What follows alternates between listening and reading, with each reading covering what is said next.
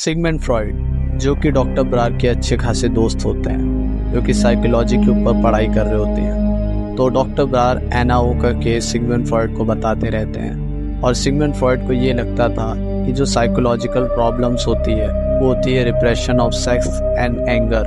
But जब एना का case पढ़ते हैं तो उन्हें ये चीज़ समझ में आती है कि इसके परे भी कुछ चीज़ है, कॉन्शियसनेस के बियॉन्ड भी बहुत सारी चीज़ें होती है। तो फिर वो वहाँ पर एक बुक लिखते हैं जिस बुक का नाम होता है स्टडी ऑफ हिस्टीरिया। उसमें वो बताते हैं कॉन्शियसनेस, सबकॉन्शियसनेस और रिप्रेशन के बारे में। अब डॉक्टर ब्रार के साथ क्या हो रहा है कि वो सुबह और शाम एना का ट्रीटमेंट करते हैं और जो भी एना के सिम्टम्स होते हैं वो सारे सही हो जाते हैं और डॉक्टर ब्रार भी खुश होते हैं कि मैंने ये ट्रीटमेंट कंप्लीट करा सक्सेसफुली। अब 1.5 साल हो चुके हैं और एना की मदर और एना शुक्रिया करती है डॉक्टर ब्रार का। पर 2-3 दिन बाद ही एना की मेड आती है और वो बताती है डॉक्टर ब्रार से कि आप जल्दी चलिए, एना फिर से बेकाबू हो रखी है। तो जब वो वहाँ जाते हैं और देखते हैं कि एना होश में नहीं है, एना बिल्कुल बेकाबू सी हो रखी, तो वो पहले उसे शांत करते हैं और फिर पूछते हैं कि ऐसा क्या हुआ, बताओ मुझे। बताती है कि डॉक्टर ब्रार आपका भी मेरे पेट में है। तो वो सुनते ही हैरान हो जाते हैं और समझते हैं कि ऐसा क्यों है। और वो बोलते हैं कि एना तुम चिंता मत करो, सुबह होते तुम ये सब भूल जाओगी। और मदर से बोलते हैं कि आप टेंशन मत लीजिए, मेरी तरफ से ये केस कंप्लीट हो चुका है और मैं अब कभी नहीं आऊँगा। और ऐसा होता भी है, वो कभी नहीं आते हैं। अब डॉक्टर ब्रार के साथ ऐसा क्यों हुआ, वो कह रही है कि मैं प्रेग्नेंट हूँ। ऐसा इसलिए हुआ क्योंकि डॉक्टर ब्रार ने बहुत ज़्यादा एना को अटेंशन दे दी थी। सुबह शाम एना का ट्रीटमेंट कर रहे थे और उसका ख्याल रख रहे थे और उसी की बातें करते रहते थे।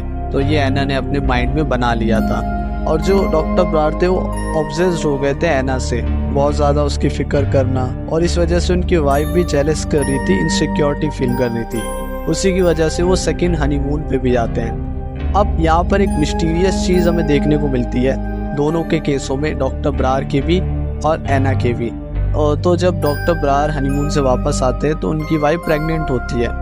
अब जब उनको एक बेबी होती है, उनको एक लड़की होती है, तो वो लड़की जब 60 साल की उम्र में आती है तो अपने आप को सेल्फ हार्म करती, सुसाइड कर लेती है।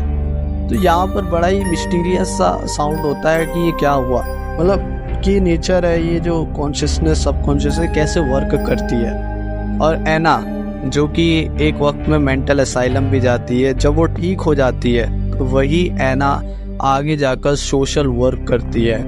उसको गवर्नमेंट की तरफ से प्राइजेस मिलते हैं, वो ऑर्फनेज खुलवाती है, वुमेन राइट्स के ऊपर काम करती है। और जो वुमेन सेक्स वर्क के लिए फोर्स करा जाता है जिनको, उनको राइट्स दिलवाती है, उनको एजुकेट करती है। तो ऐसा नहीं है कि जो व्यक्ति आज सफ़र कर रहा है, आज जिसका ख़राब है, वो कल भी इसी तरह से सफ़र करता रहेगा। लाइफ इज़ अनफेयर, कभी भी कुछ भी हो सकता है। तो इसके साथ ये कहानी, ये जो स्टोरी थी, जो केस था, ये ख़त्म होता है। और अगर आपको ये स्टोरी अच्छी लगी हो तो मेरे चैनल से जुड़े रहिए ताकि आपको और भी ऐसे कंटेंट देखने को मिले।